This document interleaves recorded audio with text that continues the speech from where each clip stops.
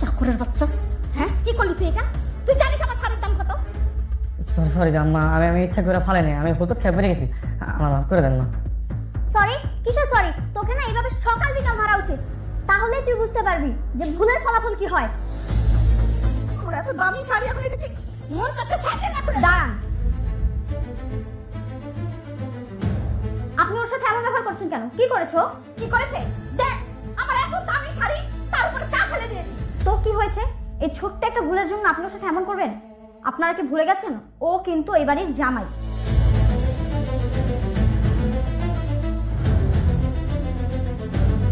আজ ওর গায়ে হাত তুলেছেন, আমি কিচ্ছু বললাম না, কিন্তু নেক্সট টাইম ওর গায়ে আবার হাত তুললে আমি কিন্তু ছাড়বো না।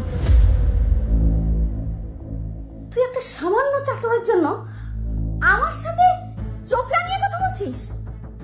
কি করবি তুই? হ্যাঁ, নেক্সট টাইম যদি ওর গায়ে হাত তুলি কি করবি তুই? ওই হাত আমি ভেঙে দিব।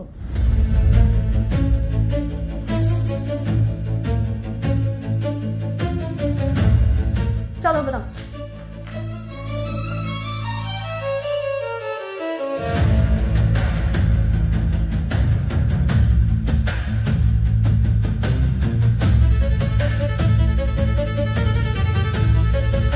দেখলি দেখলি, হ্যাঁ ঋতু, ঋতু গোলামের জন্য আমার সাথে কি আচরণ করলো? হ্যাঁ, একটা 2 পয়সার চাকর, তাকে নাকি এখন জামাই আদর করতে হবে। থাক না মা, এখন গোলামকে গোলামের মতো থাকতে দাও, ওখানে চিন্তা করো না, এখন ওর পেছনে লেগো না। কি বলছো তুমি? গোলামকে তো এর জবাব দিতেই হবে। এসব মানুষ শক্তের ভক্ত, নরমের জম, যত নাই দিবা তত মাথায় উঠবে। কোথায় গিয়েছিলে তুমি? মায়ের কাছে। আমাকে না বলে তুমি যখন তখন যেখানে সেখানে যাওয়ার অনুমতি তোমাকে কে দিয়েছে? My life my rules. আপনি ভুলে যাবেন না আমি আপনার গোলাম না, বরং আমি আপনার মালিক। ইভেন আপনি আমার ভারপ্রাপ্ত কর্মচারী।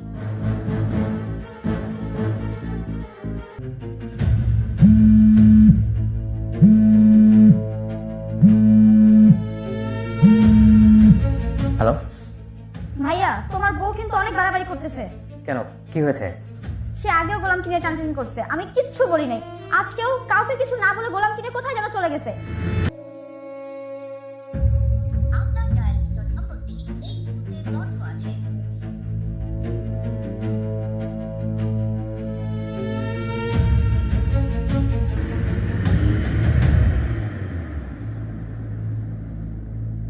স্যার, এই ফাইলটা আমাদের অ্যাকাউন্টসের রুমে লকারে পেলাম। ফাইলটাতে রয়্যাল ইন্টারন্যাশনাল ব্যাংকের অ্যাকাউন্টসের একটা হিস্ট্রি দেওয়া আছে, আপনি একটু চেক করেন। মানে?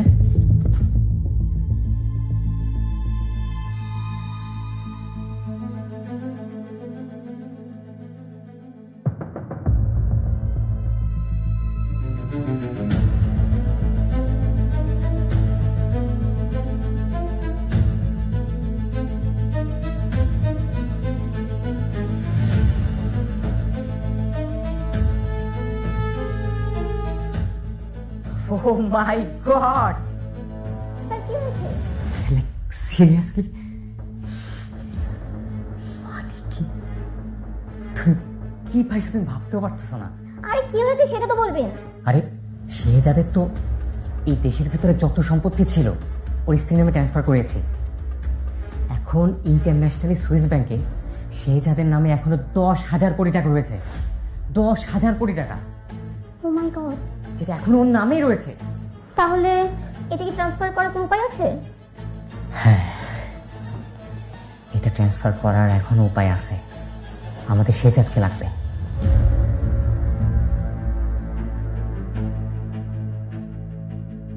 আরে হয়েছে, থামে আপনি, মানে কাহিনী একবার শুরু করলে আপনার কাহিনী শেষ হয় না।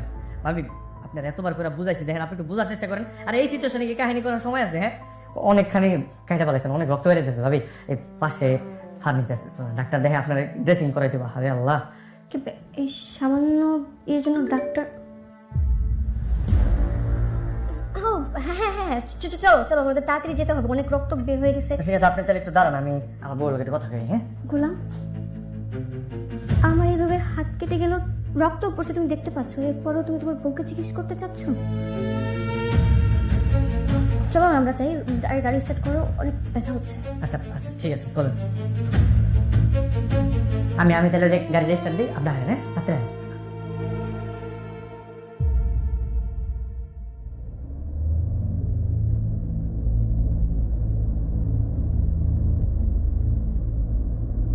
ভাবি ওই যে সামনে একটা ফার্মেসি আছে, ওই জায়গায় থামাই তাহলে তো হয়। না না না, তুমি তুমি বাবে যাও। মামা কেন? হ্যাঁ, এত কথা বলছো কেন? যা বলছি তাই করো, বাবে যাও।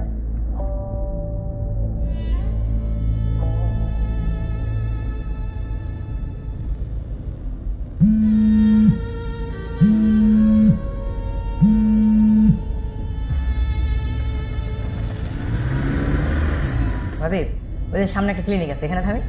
না না না না, ক্লিনিকে আমি যাবো না, তুমি তুমি ডানে যাও।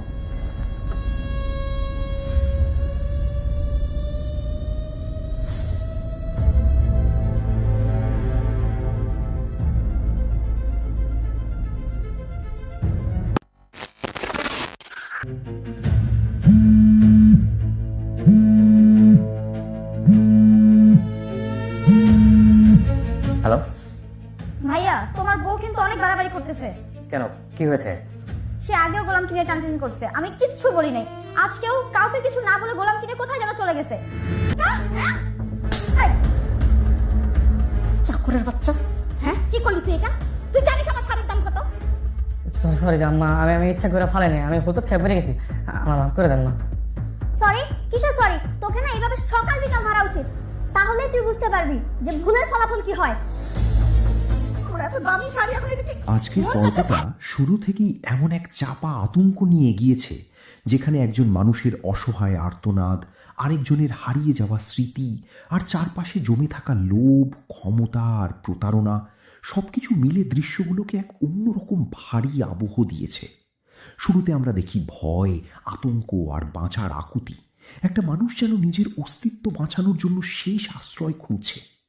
তারপরই গল্প মোড় নেয় শেহজাদ চৌধুরীকে ঘিরে, যে আসলে নিজের অতীত, নিজের পরিচয়, নিজের ক্ষমতা সবকিছু থেকেই বিচ্ছিন্ন হয়ে গেছে।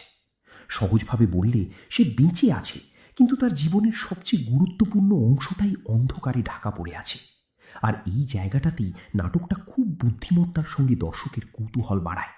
কারণ স্মৃতি হারানো এখানে শুধু ব্যক্তিগত বিপর্যয় না, এর সঙ্গে জড়িয়ে আছে বিপুল অর্থ, গোপন ইতিহাস, পুরনো শত্রুতা আর অদৃশ্য ষড়যন্ত্র। ফাতিমার চরিত্রটি আজকের পর্বে বিশেষভাবে চোখে পড়ার মতো, কারণ সে শুধু ভালোবাসার মানুষটাকে ফিরে পেতে চায় না, সে বিশ্বাস করে হারিয়ে যাওয়া সব সত্য আবার সামনে আনা সম্ভব। তার কথার ভেতরে যে অদম্য জেদ, আমি তাকে সুস্থ করেই ছাড়ব, এই মানসিকতা দর্শককে আবেগের জায়গা থেকে স্পর্শ করে। এদিকে গৃহস্থ বাড়ির দৃশ্যগুলোতে দেখা গেল একেবারে উল্টো ছবি। অপমান, শ্রেণীভেদ, আধিপত্য আর নিষ্ঠুর ব্যবহার। সামান্য একটি ভুলের জন্য একজন মানুষকে মারধরের হুমকি দেওয়া, তাকে তুচ্ছতাচ্ছিল্য করা, এসব শুধু নাটকীয়তা বাড়ায় না, বরং সমাজের এক কঠিন মানসিকতাকেও সামনে আনে। কিন্তু ঠিক সেই মুহূর্তে যখন কেউ দাঁড়িয়ে বলে সে এই বাড়ির জামাই, তখন গল্পে শক্তিশালী এক পাল্টা অবস্থান তৈরি হয়। এই সংলাপ শুধু একজন মানুষকে রক্ষা করার কথা নয়, এটি আসলে মর্যাদার প্রশ্ন। আর এখানে গোলাম চরিত্রটির ভেতরে লুকিয়ে থাকা ভবিষ্যৎ বিস্ফোরণের ইঙ্গিত স্পষ্ট হয়।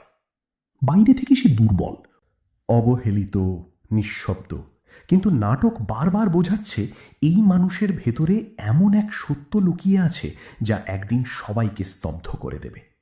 তার আমার জীবন আমার নিয়ম ধরনের প্রতিবাদী অবস্থানও নিছক সংলাপ নয়, বরং মনে হয় স্মৃতির আড়ালে থাকা আসল সত্তা মাঝে মাঝেই মাথা তুলছে। ফাতিমা আর আঙ্কেলের কথোপকথন পুরো পর্বের একটা গুরুত্বপূর্ণ স্তম্ভ। এখানে পরিষ্কার হয়ে যায় শেহজাদকে আড়ালে রাখার পেছনে শুধু আবেগ নয়, নিরাপত্তার কারণও আছে। শত্রুরা যদি জেনে যায় সে বেঁচে আছে, তাহলে বিপদ আরও বাড়বে। এই অংশে নাটকটি রহস্যকে আরও ঘন করে, কারণ দর্শক বুঝতে পারে এটা কেবল হারিয়ে যাওয়া স্মৃতির গল্প নয়, এটা ক্ষমতার গোপন মানচিত্র। রান্নাঘরের দৃশ্যে ফাতিমা যখন শরীরের গোপন চিহ্নের কথা বলে, তখন গোলামের ভেতরে অস্বস্তি, অস্বীকার আর বিভ্রান্তি একসঙ্গে কাজ করে। এই অংশটা রোম্যান্টিক স্মৃতি, মানসিক টানাপোড়েন আর পরিচয়ের সংকট সব একসঙ্গে বহন করেছে। ফাতেমার কাটা হাতে গোলামের উদ্বেগ, আগের অভ্যাসের মতো ছুটে আসা, পুরনো সম্পর্কের ইশারা, এসব খুব সূক্ষ্মভাবে দেখানো হয়েছে। অর্থাৎ তার মাথা স্মৃতি অস্বীকার করলেও হৃদয়ের কিছু অভ্যাস এখনো মরে যায়নি। পর্বের মাঝামাঝি ফাতেমার অজ্ঞান হয়ে যাওয়া এবং তাকে নিয়ে চারপাশের হুলস্থুল দৃশ্যও অনেক নাটকীয় ছিল। বিশেষ করে গোলামের বিচলিত প্রতিক্রিয়া চোখে পড়ার মতো। এখানে দর্শক স্পষ্ট বুঝে যায়, যতই সে দূরে থাকতে চায়, ফাতেমার বিপদে সে ভেঙে পড়ে। এই টানটাই গল্পকে সামনে এগিয়ে নিচ্ছে। শেষে যখন বিপুল টাকার হিসাব, বিদেশি ব্যাংকে লুকিয়ে থাকা সম্পদ আর সেই সম্পত্তি হাতানোর সম্ভাবনার কথা সামনে আসে, তখন নাটক নতুন এক স্তরে পৌঁছে যায়। এখন আর বিষয়টা শুধু প্রেম, স্মৃতি বা পারিবারিক দ্বন্দ্বে আটকে নেই। এখন এতে যোগ হয়েছে অর্থের লালসা। আর ঠিক এই কারণেই সামনে আরও বড় ষড়যন্ত্র, আরও বড় ধাক্কা আর আরও বিপজ্জনক সংঘর্ষ আসতে যাচ্ছে, এমন ইঙ্গিত খুব পরিষ্কার। সব মিলিয়ে আজকের পর্বে আবেগ, রহস্য, অসম্মান, প্রতিরোধ, লুকানো পরিচয় আর আসন্ন বিপদের এমন মিশেল ছিল যা দর্শককে শুরু থেকে শেষ পর্যন্ত আটকে রাখে। আমার কাছে সবচেয়ে শক্তিশালী দিক ছিল গোলামের ভেতরে শেহজাদের ছায়া বারবার ফিরে আসা আর ফাতেমার অবিচল বিশ্বাস। এই দুই শক্তি আগামী পর্বে বড় বিস্ফোরণের ভিত্তি তৈরি করছে। আজকের পর্বটা শুরু থেকেই এমন এক চাপা আতঙ্ক নিয়ে গিয়েছে, যেখানে একজন মানুষের অসহায় আর্তনাদ, আরেকজনের হারিয়ে যাওয়া স্মৃতি আর চারপাশে জমে থাকা লোভ, ক্ষমতা আর প্রতারণা সবকিছু মিলে দৃশ্যগুলোকে এক অন্যরকম ভারী আবহ দিয়েছে। শুরুতে আমরা দেখি ভয়, আতঙ্ক আর বাঁচার আকুতি। একটা মানুষ যেন নিজের অস্তিত্ব বাঁচানোর জন্য শেষ আশ্রয় খুঁজছে। তারপরই গল্প মোড় নেয় শেহজাদ চৌধুরীকে ঘিরে, যে আসলে নিজের অতীত, নিজের পরিচয়, নিজের ক্ষমতা সবকিছু থেকেই বিচ্ছিন্ন হয়ে গেছে। সহজভাবে বললে সে বেঁচে আছে, কিন্তু তার জীবনের সবচেয়ে গুরুত্বপূর্ণ অংশটাই অন্ধকারে ঢাকা পড়ে আছে। আর এই জায়গাটাতেই নাটকটা খুব বুদ্ধিমত্তার সঙ্গে দর্শকের কৌতূহল বাড়ায়। কারণ স্মৃতি হারানো এখানে শুধু ব্যক্তিগত বিপর্যয় না, এর সঙ্গে জড়িয়ে আছে বিপুল অর্থ, গোপন ইতিহাস, পুরনো শত্রুতা আর অদৃশ্য ষড়যন্ত্র।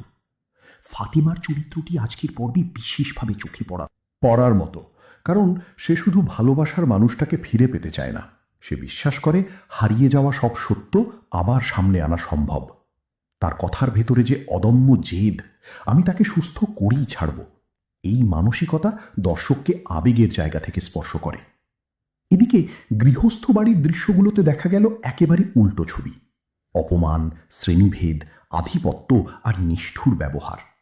সামান্য একটি ভুলের জন্য একজন মানুষকে মারধরের হুমকি দেওয়া, তাকে তুচ্ছতাচ্ছিল্য করা, এসব শুধু নাটকীয়তা বাড়ায় না, বরং সমাজের এক কঠিন মানসিকতাকেও সামনে আনে। কিন্তু ঠিক সেই মুহূর্তে যখন কেউ দাঁড়িয়ে বলে সে এই বাড়ির জামাই, তখন গল্পে শক্তিশালী এক পাল্টা অবস্থান তৈরি হয়। এই সংলাপ শুধু একজন মানুষকে রক্ষা করার কথা নয়, এটি আসলে মর্যাদার প্রশ্ন। আর এখানে গোলাম চরিত্রটির ভেতরে লুকিয়ে থাকা ভবিষ্যৎ বিস্ফোরণের ইঙ্গিত স্পষ্ট হয়।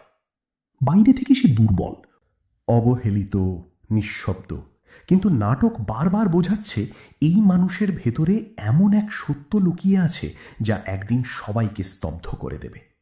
তার আমার জীবন আমার নিয়ম ধরনের প্রতিবাদী অবস্থানও নিছক সংলাপ নয়, বরং মনে হয় স্মৃতির আড়ালে থাকা আসল সত্তা মাঝে মাঝেই মাথা তুলছে। ফাতিমা আর আঙ্কেলের কথোপকথন পুরো পর্বের একটা গুরুত্বপূর্ণ স্তম্ভ। এখানে পরিষ্কার হয়ে যায় শেহজাদকে আড়ালে রাখার পেছনে শুধু আবেগ নয়, নিরাপত্তার কারণও আছে।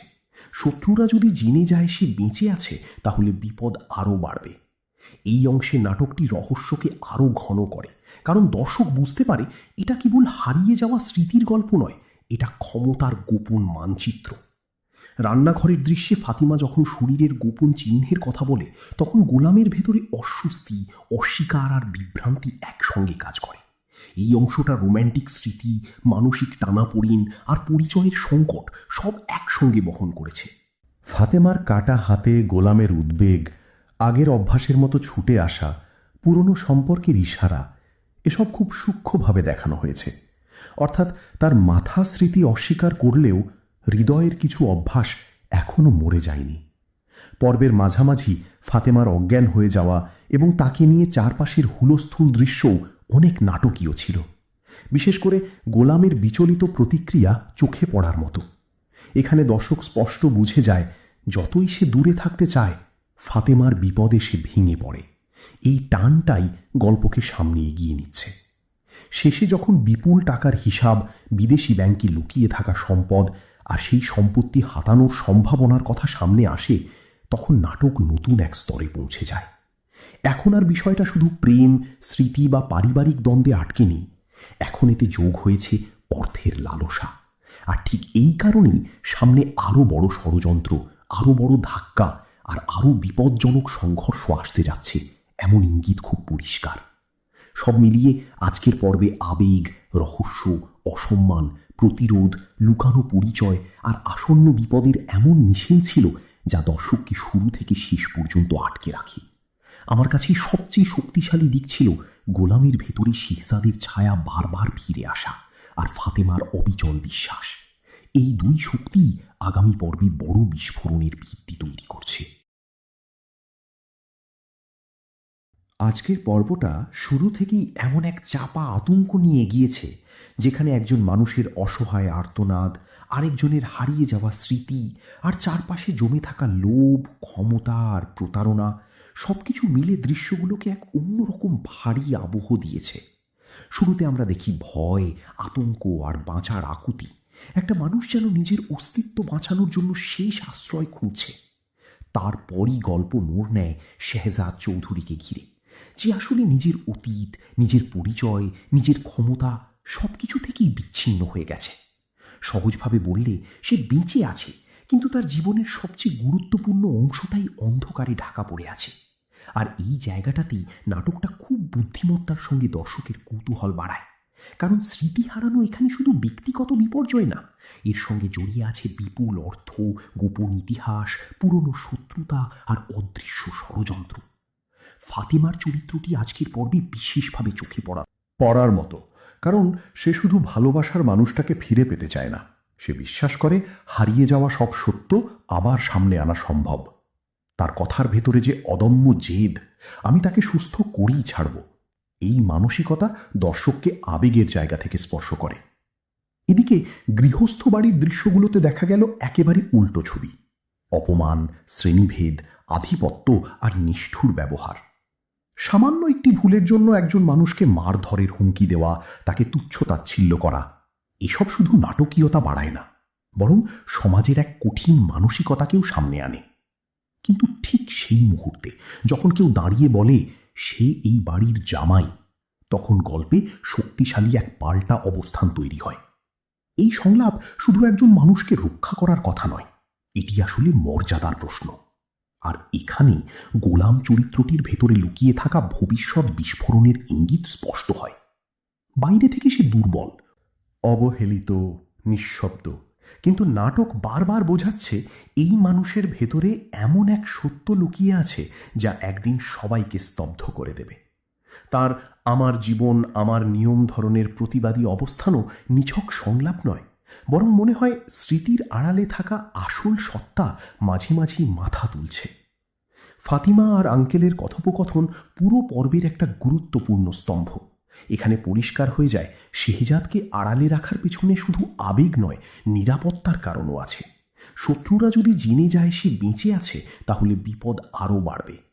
এই অংশে নাটকটি রহস্যকে আরও ঘন করে, কারণ দর্শক বুঝতে পারে এটা কেবল হারিয়ে যাওয়া স্মৃতির গল্প নয়, এটা ক্ষমতার গোপন মানচিত্র। রান্নাঘরের দৃশ্যে ফাতিমা যখন শরীরের গোপন চিহ্নের কথা বলে, তখন গোলামের ভেতরে অস্বস্তি, অস্বীকার আর বিভ্রান্তি একসঙ্গে কাজ করে। এই অংশটা রোম্যান্টিক স্মৃতি, মানসিক টানাপোড়েন আর পরিচয়ের সংকট সব একসঙ্গে বহন করেছে। ফাতেমার কাটা হাতে গোলামের উদ্বেগ, আগের অভ্যাসের মতো ছুটে আসা, পুরনো সম্পর্কের ইশারা, এসব খুব সূক্ষ্মভাবে দেখানো হয়েছে। অর্থাৎ তার মাথা স্মৃতি অস্বীকার করলেও হৃদয়ের কিছু অভ্যাস এখনও মরে যায়নি। পর্বের মাঝামাঝি ফাতেমার অজ্ঞান হয়ে যাওয়া এবং তাকে নিয়ে চারপাশের হুলস্থুল দৃশ্যও অনেক নাটকীয় ছিল। বিশেষ করে গোলামের বিচলিত প্রতিক্রিয়া চোখে পড়ার মতো। এখানে দর্শক স্পষ্ট বুঝে যায় যতই সে দূরে থাকতে চায়, ফাতেমার বিপদে সে ভেঙে পড়ে। এই টানটাই গল্পকে সামনে এগিয়ে নিচ্ছে। শেষে যখন বিপুল টাকার হিসাব, বিদেশি ব্যাংকে লুকিয়ে থাকা সম্পদ আর সেই সম্পত্তি হাতানোর সম্ভাবনার কথা সামনে আসে, তখন নাটক নতুন এক স্তরে পৌঁছে যায়। এখন আর বিষয়টা শুধু প্রেম, স্মৃতি বা পারিবারিক দ্বন্দ্বে আটকে নেই। এখন এতে যোগ হয়েছে অর্থের লালসা। আর ঠিক এই কারণেই সামনে আরও বড় ষড়যন্ত্র, আরও বড় ধাক্কা আর আরও বিপজ্জনক সংঘর্ষ আসতে যাচ্ছে, এমন ইঙ্গিত খুব পরিষ্কার। সব মিলিয়ে আজকের পর্বে আবেগ, রহস্য, অসম্মান, প্রতিরোধ, লুকানো পরিচয় আর আসন্ন বিপদের এমন মিশেল ছিল যা দর্শককে শুরু থেকে শেষ পর্যন্ত আটকে রাখে। আমার কাছে সবচেয়ে শক্তিশালী দিক ছিল গোলামের ভেতরে শেহজাদের ছায়া বারবার ফিরে আসা আর ফাতেমার অবিচল বিশ্বাস। এই দুই শক্তি আগামী পর্বে বড় বিস্ফোরণের ভিত্তি তৈরি করছে। আজকের পর্বটা শুরু থেকেই এমন এক চাপা আতঙ্ক নিয়ে গিয়েছে, যেখানে একজন মানুষের অসহায় আর্তনাদ, আরেকজনের হারিয়ে যাওয়া স্মৃতি আর চারপাশে জমে থাকা লোভ, ক্ষমতা আর প্রতারণা সবকিছু মিলে দৃশ্যগুলোকে এক অন্যরকম ভারী আবহ দিয়েছে। শুরুতে আমরা দেখি ভয়, আতঙ্ক আর বাঁচার আকুতি। একটা মানুষ যেন নিজের অস্তিত্ব বাঁচানোর জন্য শেষ আশ্রয় খুঁজছে। তারপরই গল্প মোড় নেয় শেহজাদ চৌধুরীকে ঘিরে, যে আসলে নিজের অতীত, নিজের পরিচয়, নিজের ক্ষমতা সবকিছু থেকেই বিচ্ছিন্ন হয়ে গেছে। সহজভাবে বললে সে বেঁচে আছে, কিন্তু তার জীবনের সবচেয়ে গুরুত্বপূর্ণ অংশটাই অন্ধকারে ঢাকা পড়ে আছে। আর এই জায়গাটাতেই নাটকটা খুব বুদ্ধিমত্তার সঙ্গে দর্শকের কৌতূহল বাড়ায়। কারণ স্মৃতি হারানো এখানে শুধু ব্যক্তিগত বিপর্যয় না, এর সঙ্গে জড়িয়ে আছে বিপুল অর্থ, গোপন ইতিহাস, পুরনো শত্রুতা আর অদৃশ্য ষড়যন্ত্র। ফাতেমার চরিত্রটি আজকের পর্বে বিশেষভাবে চোখে পড়ার মতো, কারণ সে শুধু ভালোবাসার মানুষটাকে ফিরে পেতে চায় না, সে বিশ্বাস করে হারিয়ে যাওয়া সব সত্য আবার সামনে আনা সম্ভব। তার কথার ভেতরে যে অদম্য জেদ, আমি তাকে সুস্থ করেই ছাড়ব, এই মানসিকতা দর্শককে আবেগের জায়গা থেকে স্পর্শ করে। এদিকে গৃহস্থ বাড়ির দৃশ্যগুলোতে দেখা গেল একেবারে উল্টো ছবি। অপমান, শ্রেণীভেদ, আধিপত্য আর নিষ্ঠুর ব্যবহার। সামান্য একটি ভুলের জন্য একজন মানুষকে মারধরের হুমকি দেওয়া, তাকে তুচ্ছতাচ্ছিল্য করা, এসব শুধু নাটকীয়তা বাড়ায় না, বরং সমাজের এক কঠিন মানসিকতাকেও সামনে আনে। কিন্তু ঠিক সেই মুহূর্তে যখন কেউ দাঁড়িয়ে বলে সে এই বাড়ির জামাই, তখন গল্পে শক্তিশালী এক পাল্টা অবস্থান তৈরি হয়। এই সংলাপ শুধু একজন মানুষকে রক্ষা করার কথা নয়, এটি আসলে মর্যাদার প্রশ্ন। আর এখানে গোলাম চরিত্রটির ভেতরে লুকিয়ে থাকা ভবিষ্যৎ বিস্ফোরণের ইঙ্গিত স্পষ্ট হয়। বাইরে থেকে সে দুর্বল, অবহেলিত, নিঃশব্দ, কিন্তু নাটক বারবার বোঝাচ্ছে এই মানুষের ভেতরে এমন এক সত্য লুকিয়ে আছে যা একদিন সবাইকে স্তব্ধ করে দেবে। তার আমার জীবন আমার নিয়ম ধরনের প্রতিবাদী অবস্থানও নিছক সংলাপ নয়, বরং মনে হয় স্মৃতির আড়ালে থাকা আসল সত্তা মাঝে মাঝে মাথা তুলছে। ফাতিমা আর আঙ্কেলের কথোপকথন পুরো পর্বের একটা গুরুত্বপূর্ণ স্তম্ভ। এখানে পরিষ্কার হয়ে যায় শেহজাদকে আড়ালে রাখার পেছনে শুধু আবেগ নয়, নিরাপত্তার কারণও আছে। শত্রুরা যদি জেনে যায় সে বেঁচে আছে, তাহলে বিপদ আরও বাড়বে। এই অংশে নাটকটি রহস্যকে আরও ঘন করে, কারণ দর্শক বুঝতে পারে এটা কেবল হারিয়ে যাওয়া স্মৃতির গল্প নয়, এটা ক্ষমতার গোপন মানচিত্র। রান্নাঘরের দৃশ্যে ফাতিমা যখন শরীরের গোপন চিহ্নের কথা বলে, তখন গোলামের ভেতরে অস্বস্তি, অস্বীকার আর বিভ্রান্তি একসঙ্গে কাজ করে। এই অংশটা রোম্যান্টিক স্মৃতি, মানসিক টানাপোড়েন আর পরিচয়ের সংকট সব একসঙ্গে বহন করেছে। ফাতেমার কাটা হাতে গোলামের উদ্বেগ, আগের অভ্যাসের মতো ছুটে আসা, পুরনো সম্পর্কের ইশারা, এসব খুব সূক্ষ্মভাবে দেখানো হয়েছে। অর্থাৎ তার মাথা স্মৃতি অস্বীকার করলেও হৃদয়ের কিছু অভ্যাস এখনও মরে যায়নি। পর্বের মাঝামাঝি ফাতেমার অজ্ঞান হয়ে যাওয়া এবং তাকে নিয়ে চারপাশের হুলস্থুল দৃশ্যও অনেক নাটকীয় ছিল। বিশেষ করে গোলামের বিচলিত প্রতিক্রিয়া চোখে পড়ার মতো। এখানে দর্শক স্পষ্ট বুঝে যায় যতই সে দূরে থাকতে চায়, ফাতেমার বিপদে সে ভেঙে পড়ে। এই টানটাই গল্পকে সামনে এগিয়ে নিচ্ছে। শেষে যখন বিপুল টাকার হিসাব, বিদেশি ব্যাংকে লুকিয়ে থাকা সম্পদ আর সেই সম্পত্তি হাতানোর সম্ভাবনার কথা সামনে আসে, তখন নাটক নতুন এক স্তরে পৌঁছে যায়। এখন আর বিষয়টা শুধু প্রেম, স্মৃতি বা পারিবারিক দ্বন্দ্বে আটকে নেই, এখন এতে যোগ হয়েছে অর্থের লালসা। আর ঠিক এই কারণেই সামনে আরও বড় ষড়যন্ত্র, আরও বড় ধাক্কা আর আরও বিপজ্জনক সংঘর্ষ আসতে যাচ্ছে, এমন ইঙ্গিত খুব পরিষ্কার। সব মিলিয়ে আজকের পর্বে আবেগ, রহস্য, অসম্মান, প্রতিরোধ, লুকানো পরিচয় আর আসন্ন বিপদের এমন মিশেল ছিল যা দর্শককে শুরু থেকে শেষ পর্যন্ত আটকে রাখে। আমার কাছে সবচেয়ে শক্তিশালী দিক ছিল গোলামের ভেতরে শেহজাদের ছায়া বারবার ফিরে আসা আর ফাতেমার অবিচল বিশ্বাস। এই দুই শক্তি আগামী পর্বে বড় বিস্ফোরণের ভিত্তি তৈরি করছে।